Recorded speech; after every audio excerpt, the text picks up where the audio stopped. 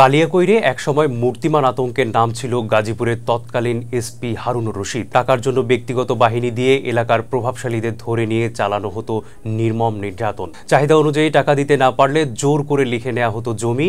অনেকেই কিস্তিতে টাকা দিয়ে বাঁচিয়েছেন নিজের জীবন। হারুনের এসব কাজে সহযোগিতা করতেন গুলিতে নিহত বনখেকো মুচি জসিম।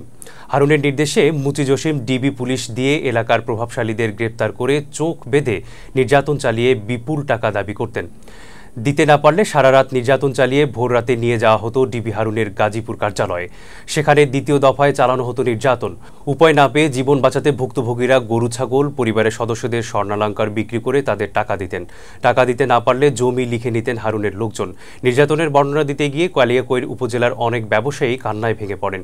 ওই সময় কেউ ভয়ে হারুনের বিরুদ্ধে মুখ খুলতে সাহস না পেলেও বর্তমানে মুখ খুলেছেন অনেকে। ক্ষতিগ্রস্ত অনেকেই তাদের টাকা বা জমি ফেরত পেতে সংবাদ সম্মেলন করেছেন।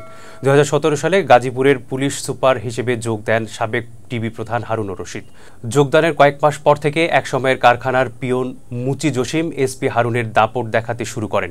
এসপি হারুনের নাম ভাঙিয়ে এলাকায় শুরু হয় তার আধিপত্য বিস্তার।